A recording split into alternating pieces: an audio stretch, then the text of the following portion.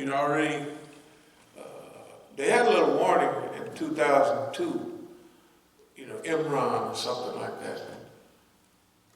And stocks went way down. But 2008, that was it. 2008, y'all would remember yourself too big to fail. The big system bailed out all the big people. And all of you and I and our friends and relatives, they lost their homes. Do you remember, think back how bad that was? 10, 12, 9 years ago. That slide didn't stop till up around 2012. People still losing their homes. Homes was losing value. Big value. And the government tricked everybody. And the people got used to all that big money. They bought them houses for $100,000 and now they were worth $300,000, $400,000, $500,000. He said, hey, get your loan on that boy. That's a piggy bank. That's what they thought.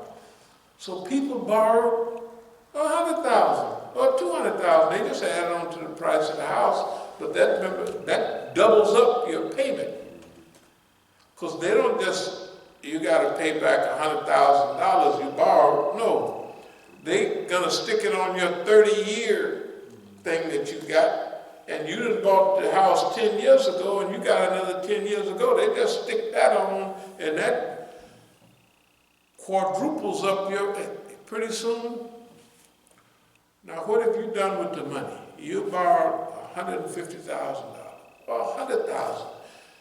You didn't invest that. You bought a Benz or clothes. Took a vacation. You partied with that money. What the heck? House is still going up. Shoot, now it's worth $400,000. Next year, shoot, it's worth $700,000, $800,000. It could be worth $1 million. So it's all right, as long as the prices is going up. What happened when they crash? Whew. It crashes, and then y'all remember the statement, underwater? Underwater meant you bought the house for $100,000, it went up to $500,000, $500,000. It went on up and up and up. You borrowed $100,000, right? Now, the house didn't crash back to $100,000, $120,000. It's way down. It may be even lower than what you paid. But you are underwater because you owe more money on the house than the house is worth. Oh, it's sad. Now, the white folks that caused this trouble caused it because of economics. Derivatives. Y'all may not remember when you used to get 10% interest in the bank. Remember that 10%? 7%. How much interest do you get at the bank now? I was listening to the white man this morning explaining. He said if you got $1,000 in the bank, you get $1 in a year. That's what it remember, it says zero. It used to have, if you had $1 million in the bank and there's 10% interest, you'd get $100,000 a year interest. If that kept building and building, you put your money in the bank because you got interest for it. The bank needed your money to loan to other people. And the bank couldn't lose because they're going to loan you. If you got 20% down for a house, we're going to loan you the money. Right? Then you buy the house and you live in it, live happily ever after, hopefully. But it's not like that after a while. Now, well, we won't go to now. We'll go to the early 2000s. They just changed it around a little bit. They said, well, a long time ago, if you loan out $100,000, you had to have $100,000 in the bank. That's in those days. That's a long, long time ago. Then they start easing up a little. So they said, well, if you got $10,000 in the bank, you just loan $100,000. 10%, that's good enough. Then the people, we always use the thing that if you stick close to the trunk of the tree, you know what I mean, it's a better chance to survive the winds of change. So if you got 10% and you loan that 100%, you still got some money. But suppose you got $1 and you loan 10,000. You wait out on a limb. Any wind blow, it's gonna blow your nest away because you're so far out there. You didn't build your nest close to the trunk of the tree, right? Derivatives, all that stuff. Remember they was using that terminology? Wealth derived from unexplained, unexisting wealth. And everybody was out there. Deregulation. They said, right, let's deregulate these folks. Now the people that caused the trouble, they might have loaned all that money out. Some of them bundled it up in a bundle and they sold it to dumb Arabs and everything. They sold it to, because they said, this is worth $1 zillion. And we're going to sell it to you just for $500 million. It ain't worth but $1 million. The whole bundle ain't worth but maybe $2 million at best. But they're going to sell it.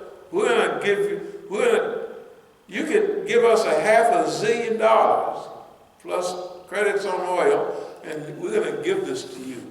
And so this is from big white folks.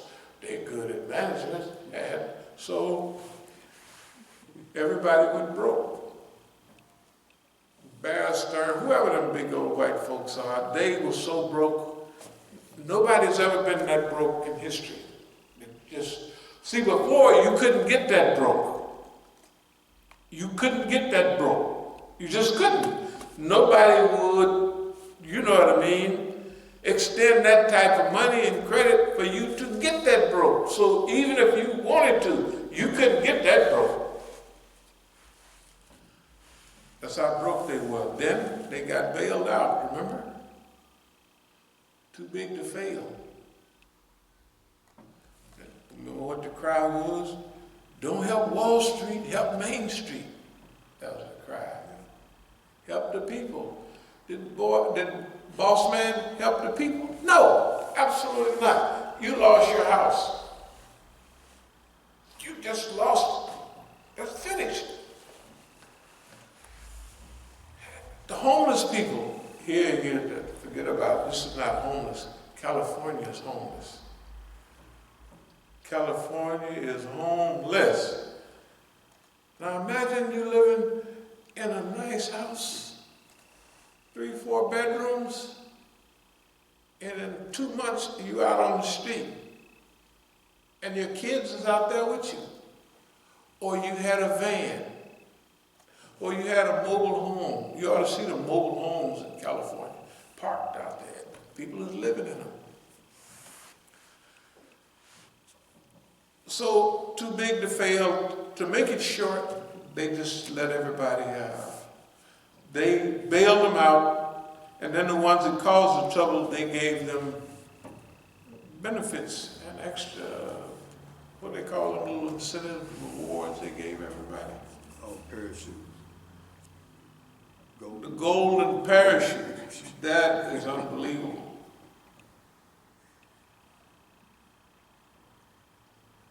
Well, you can see what it is, a golden parachute. If you jump out with $50 million, You know what I mean? It's unbelievable. Too big to fail? They bailed them out, and they struggled back. And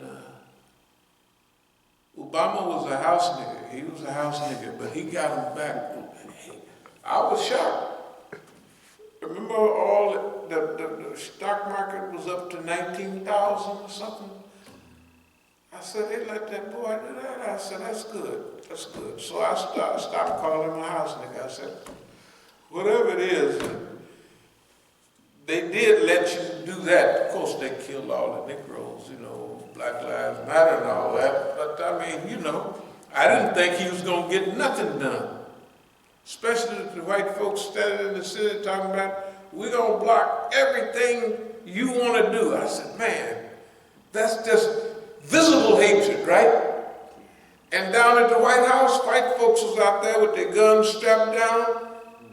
You go down there with a gun strapped down and the old red-headed, yellow-headed man is on there now. You'll be the deadest Negro in the world. But the white folks could go, they was downtown.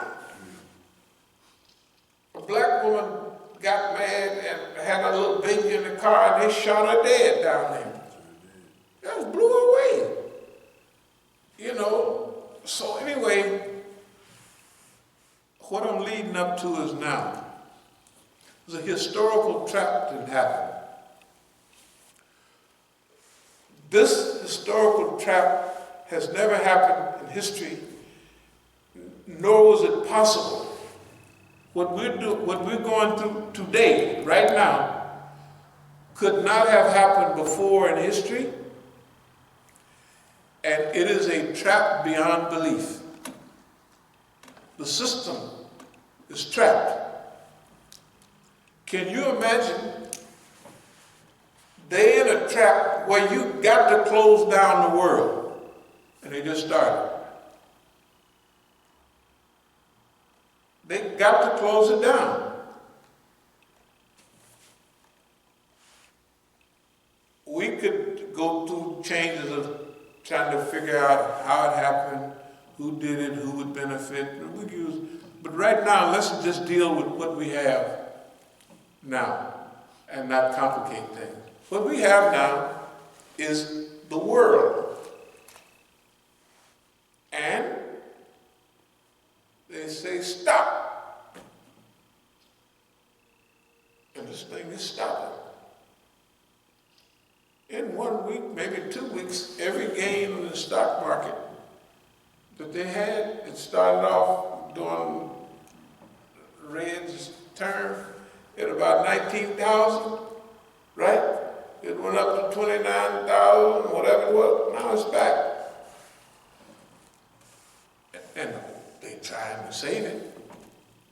They put $1.5 billion last week. But they'd put another, not $1 billion, $1.5 trillion, excuse my language. $1.5 trillion. Now, I was wondering where the trillion went. That was another $1 trillion they had put. The stock market was, so they start, not that I was watching the market, but I would watch it, and it'd go down, down, down. Then it would pop up to 500 points, just like that. And then it would turn right around and force that. I said, boy, this market is headed down, and they trying to, that $1 trillion was ate up in one day to keep the market from going down. But the market even ate that, it chewed that little $1 trillion up and kept on going down. Hey, man, they have a market now. There's so much money,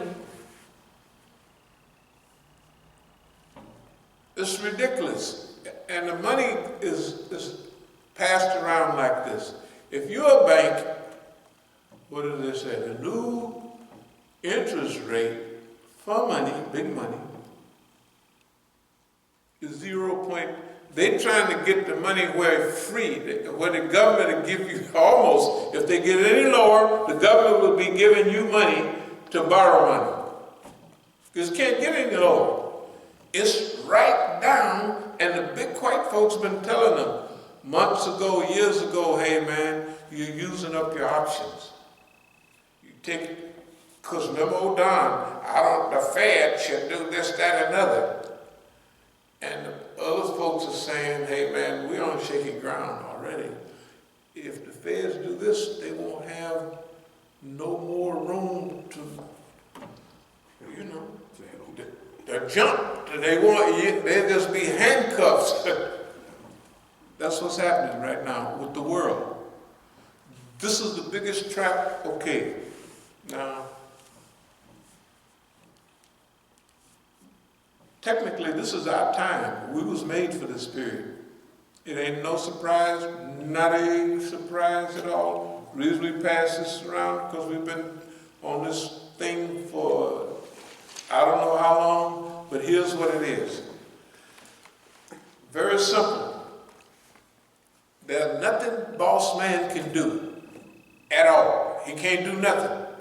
He can make a few decisions that might be worse than others, but he can't do nothing.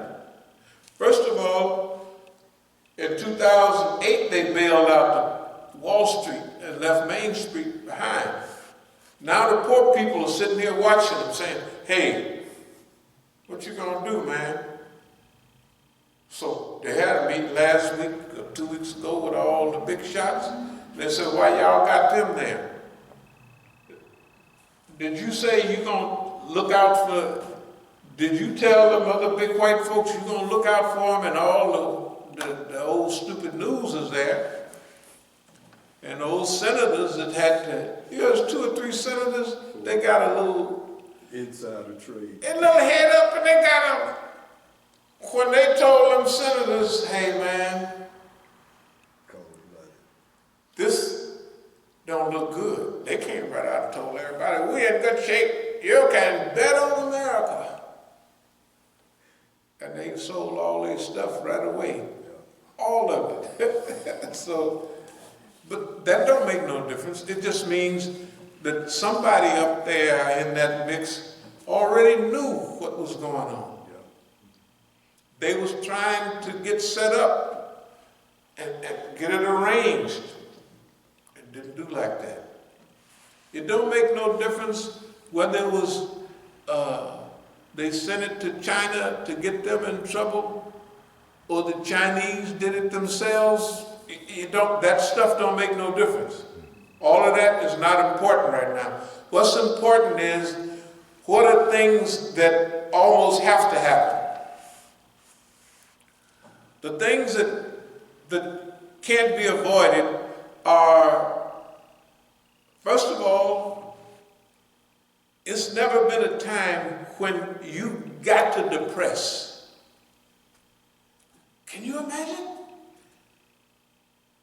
Nobody can go anywhere or do anything. No business. Consumerism, right? America, 65% of it's consumers, the people going buying. All of us have old weight sets, 5 weight sets that we bought and we set them in the house. They got rusty. We wouldn't bought them, never used them. People got shoes. You know, in the old days, you'd have 1 or 2 pairs of shoes maximum, and of course that cardboard in the shoe to keep the. People don't even know what a cardboard in a shoe. What is for that? Well, because you get a hole in it, you can, at least walk in the rain, a little bit, not too long. That was a custom. What tell it to? That was a custom. A custom. I mean, people now, look at your kids. How much clothes do they have? Do they have 2 sweatshirts, 3 pair of pants, maximum, and 2 pair of shoes? No. I look at all that stuff. I'm a victim of it too. My kids got, Dad, can I get, I said, you have 17 pairs. They're old. I said, yeah, those look like they at least 2-3 weeks old. not 5 or 10 years old, or wear them till they run over or till your feet fall out. The whole world is like that, right? In America, everybody is like that. The poor is not poor in America. I mean, they feel poor. But if they was anywhere else in the world, so now here's what we got. We got a situation where they cannot win. They can't come out of this. Why? The little virus is going around. So the little virus, they got to close down. They didn't close car plants. They didn't close. This is the beginning. Remember, we at the top of this hill already. We're at the beginning. We got to climb up here. We are at the beginning. This closed down stuff they have now is the first part.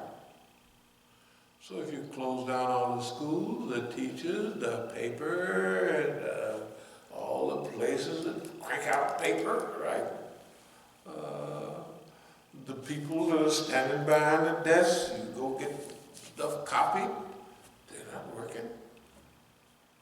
The hotels, there's nobody in the hotels. They'll close them down. Okay, multiply that by 1,000. The car plants, everything is closed. That's the beginning. When those things close, just by inertia, there's more stuff won't close, but just by them closing, that means those people that had money before don't have money now. Therefore, they put other people out of work. Just from now, not just say if we just right now. What they didn't close down now, if it was left alone, would cause a depression. Because people aren't working. They don't have no money. Now, you add that to everybody else. The guys got fruit and stuff packed up at restaurants. You can see in the newspaper, on the internet, the guy, hey man, I gotta sell all of my restaurant supplies. Why? Because last week, he ordered all those supplies for his restaurants. There's another guy, he just laid off 4,300 people in his restaurant chain. Why? Because nobody can go eat, right? That cuts off the money. Now, that's going to cause depression itself. But now, everybody's watching. So